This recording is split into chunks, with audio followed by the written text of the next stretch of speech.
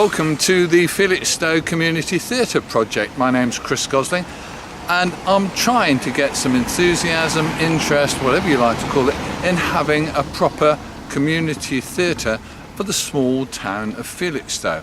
We've got loads of talent in the town, we've got loads of business ability in the town, but the one thing we haven't got is a really good theatre venue that could be used for plays, for musicals, for music, for drama, for excitement, for interest, all the things that go with having a live and lively theatre in our town would mean. Why am I here at Randler Road car park? Well, a simple reason. One, this used to be the site of a theatre. Two, it's a large publicly owned car park with one corner, this corner, which historically is very rarely used. The main users of it in the recent past have been a bunch of travellers who have parked their caravans here until the council finally managed to kick them out. It was the site of a theatre. It could easily be the site of a theatre again. And the space that I'm showing in this graphic outlines 100 feet across the car park, that's the full width, and 50 feet up the car park towards the entrance. And that's the kind of space that Suffolk Coastal District Council wouldn't even miss if they lost it. It's about 20 car parking spaces, and by the way that this car park is used, I should think it generates a few grand a year. Felixstowe has got a curious theatrical history. As everybody knows, there's the Spa Pavilion just down the road, closed down this last Christmas. Very sad, but it was too big. We've had other theatres in town, they've all failed.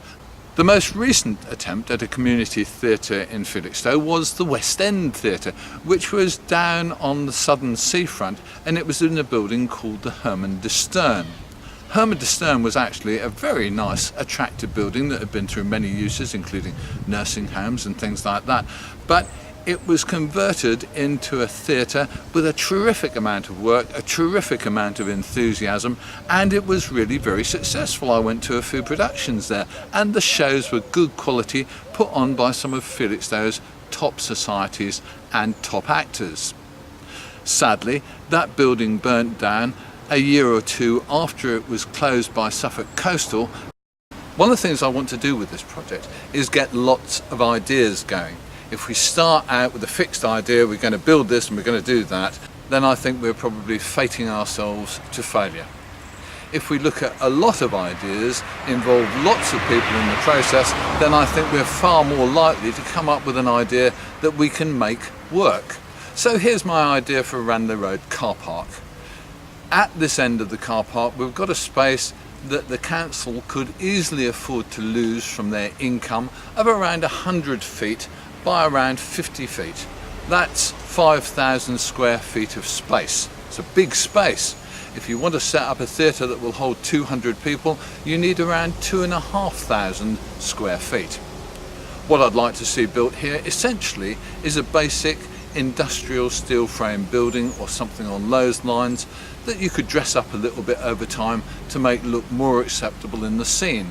It could start out being a very simple building, just with a flat floor, some chairs and a movable wooden stage. So you could have productions in the round, you could have productions using that wooden stage, you could have art shows inside, you could have any kind of theatrical entertainment or artistic event inside with no problems. If you start to develop more money, generate more income, then you can do more things. You could install a proper stage, you could install a rake, although personally I'll be a bit against it. You could install more office space and more workshop space, more art workshop space, anything you like really that would actually add to the theatrical core business. As you can see, the uses for this kind of venue could be very wide indeed. There's no reason why on Thursday, Friday, Saturday, maybe twice on Saturday, you could have a theatre performance. On Monday and Tuesday, you could have lunchtime concerts. On Wednesday, Thursday and Friday afternoons, you could close the curtains and have an art show. Whatever you wanted to do, you could do in this space, and you could do it very sensibly, very cheaply, and very centrally. One of the things that Suffolk Coastal will of course complain about is the fact that it would damage their revenue in some way.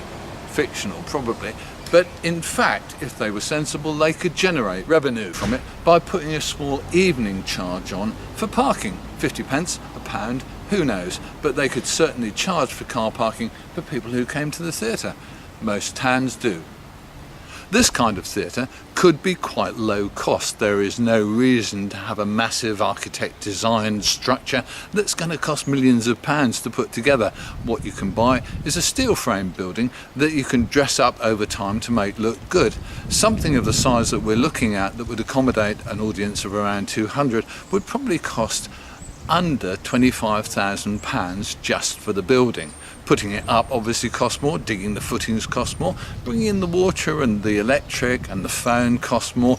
But if we got that building in place, local tradespeople helped us and sponsored us, and work got done on that kind of basis, then there is no reason that inside, say, a year or 2 years, you could have a 200-seat theatre here and have paid bills of under £100,000. What we need to do is get some sensible cooperation from the local district council. We need to get a reasonable rent on this bit of ground. For instance, if they charged £1,000 a year, they'd have a business deal, wouldn't they? They'd be making some income and they'd be supporting local theatre, local arts, local culture. So that's my idea for Ranelagh Car Park. Wouldn't that be nice? A little dedicated area with a theatre, with proper parking, close to the town centre, close to the shops, close to all the facilities. You could dash in here on your lunch break and look at something interesting. What's the problem? Suffolk Coastal will say, oh, this is public space and we don't want to give it away because it's got immense value if we sold it to sell houses on. What rot. What we actually want is something good that we can put towards our town to replace the facilities like the Spa Pavilion that's been taken away.